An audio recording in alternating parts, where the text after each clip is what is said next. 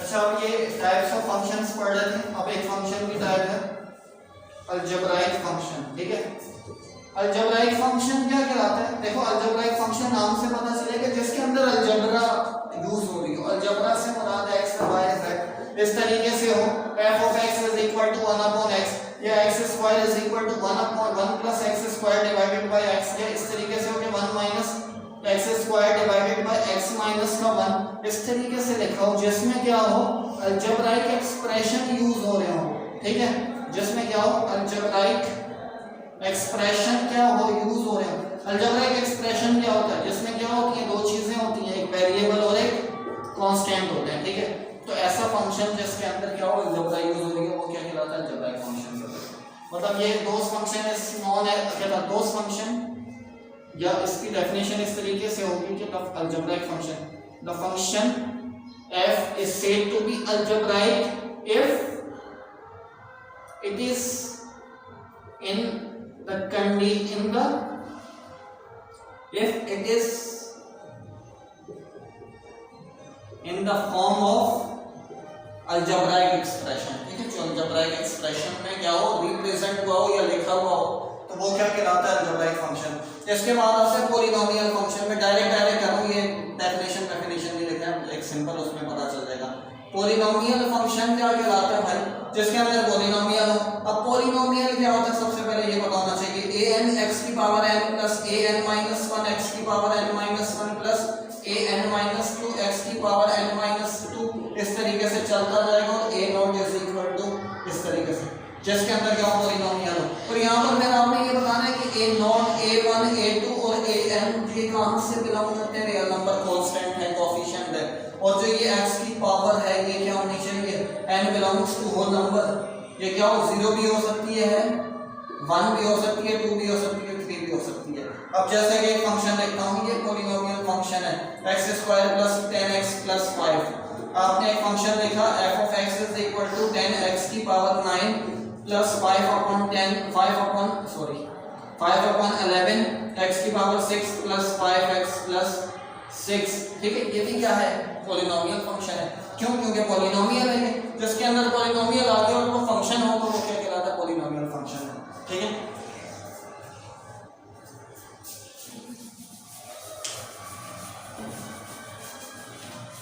सही है भाई।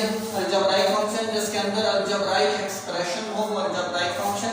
पॉलिनोमियल फंक्शन क्या कहलाता है? जिसके अंदर पॉलिनोमियल इस्तेमाल हो रहा हो। इसके बाद है कांस्टेंट फंक्शन।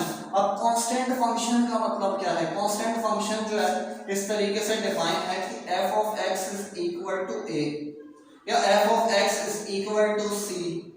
अब या f of x is equal to 2, ये क्या मतलब है इसका? कि आप कोई भी for all x belongs to domain of function, the output of the function is क्या होगा? c। कोई भी रियल नंबर हो सकता है, कोई भी कॉम्प्लेक्स नंबर हो सकता है। ठीक है, रियल नंबर होगा, खैर रियल वैल्यू फंक्शन। अब जैसा कि आपके पास एक function f of x is equal to 2 है। अब कोई भी नंबर डालो, f of 1 डालो, फंक्शन में इनपुट क्या किया? 1, 2 आएगा। f of 2 इनपुट करो, 2 आएगा। f of माइनस का 2 पुट करो, क्या आएगा? 2 आएगा। f of 100 पुट करो, इनपुट दो, क्या 100, क्या आएगा? 2। तो ऐसा फंक्शन क्या कहलाता है?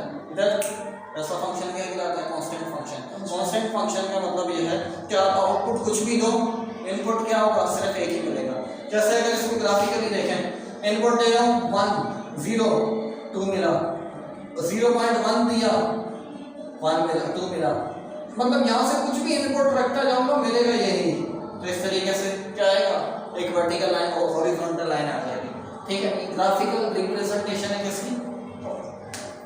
कांस्टेंट फंक्शन की। इसके बाद जो है,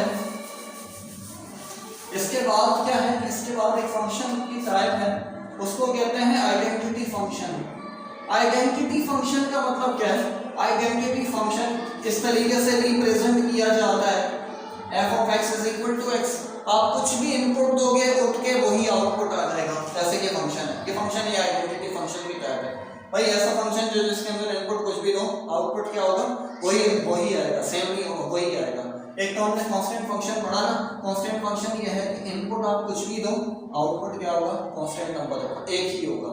इनपुट अब आइडेंटिटी फंक्शन ये जो इनपुट दोगे वही उसके आउटपुट आ जाएगा। अब जैसे ये क्या है हमारे पास फंक्शन है, आपने x की जगह पे क्या रखा 1 रखा, क्या आएगा 1, x की जगह पे 2 रखा क्या आएगा 2, 3 रखा तो क्या आएगा 3, x की जगह पे 0 रखा तो क्या आएगा 0, x की जगह पे -1 रखा तो क्या आएगा -1। इसको अगर इस तरीके से देखें, यहाँ इनपुट देते हैं इस लाइन पे और आउटपुट कहाँ मिलता है यहाँ, 0 रखा 0 आया, 1 रखा क्या आया 1, 2 रखा 2 आया, 3 रखा 3 आउटपुट, -1 रखा -1, -2 रखा -2। तो ये स्ट्रेट लाइन बनेगा, सॉरी एक स्ट्रेट लाइन बनेगी तो कहाँ से पास होगी, ओरिजिन से।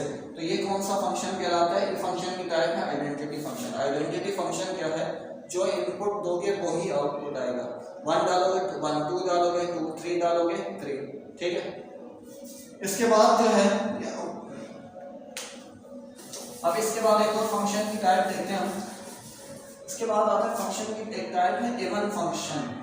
अब इवन फंक्शन क्या है भाई, इवन फंक्शन की डेफिनेशन जो भी हम खैर उसको एक सिंपल डेफिनेशन आप खुद से देख रहे हैं, मैं उसको बता रहा हूँ, है एक्सप्लेन कर रहा हूँ। भाई अगर आपके पास एक फंक्शन है f(x) something is equal to कुछ भी है, आपने x को रिप्लेस कर दिया -x से, फंक्शन के अंदर क्या रिप्लेस कर दिया, x को -x से बदल दिया और आपके पास उठ के f(x) ही आ गया, ओरिजिनल फंक्शन ही आ गया।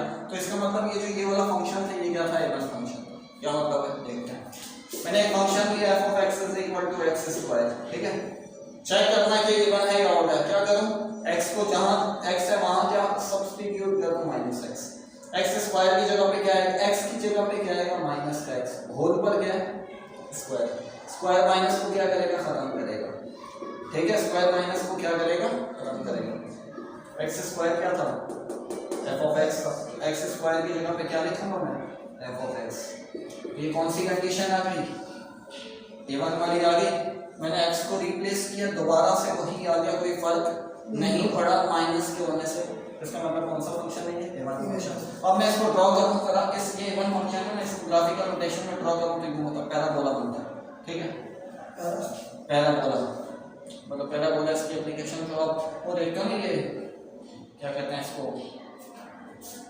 प्लेट ऊपर वो लगी डिश लगी होती है, डिश कर्व है उसके अंदर, पैराबोला के अकॉर्डिंग होता है। कर्वेचर वगैरह जो बनाना है तो वो फंक्शन के जरिए से आप मैथमेटिकल करते हो, फिर उसके बाद सॉफ्टवेयर में एप्लीकेशन, फिर उसके बाद वो कर्वेचर बनता है, ठीक है। जो कर्व आता है सब में यूं कप टाइप का, प्याला टाइप का, ये तो खैर ऐसे बना देते हैं, मगर जो मैथमेटिकल वो चीजें होती हैं ना जो इलेक्ट्रॉनिक्स और इस तरीके से इलेक्ट्रिकल जो यूज में आती हैं, तो उसमें जो है फिर ये यूज होता है, कैलकुलेशन यूज होती है। इसके बाद है ऑड फंक्शन। अब ऑड फंक्शन क्या है, ऑड फंक्शन की डेफिनेशन भी यही है भाई, एक फंक्शन है f(x), ठीक है, कुछ था समथिंग था, अब मैंने x को किससे रिप्लेस किया -x से, ठीक है, और मेरे पास उठ के क्या आ गया f(x) आया, मतलब बात क्या आ गया माइनस आ गया।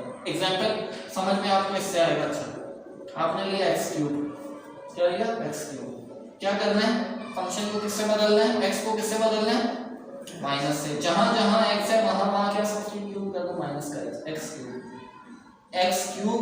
Power 3 minus odd power minus को खत्म नहीं करती, माइनस उठ के कहां जाएगा बाहर जाएगा, माइनस का x³, ठीक है। अब ये जो x³ था ये असल में क्या था, ये तो फंक्शन था, ये तो फंक्शन था, इसको मैं किससे रिप्लेस करूं, किससे रिप्लेस कर दूं f(x) से, और बाहर क्या आ रहा है माइनस। ये कंडीशन जो है ये किसकी है, ऑड फंक्शन, ठीक है। x³ का फंक्शन जो इस तरीके से होता है, ठीक है, ये नीचे जाता जाता है ऊपर जाता है, इतना ही रखते हैं भाई।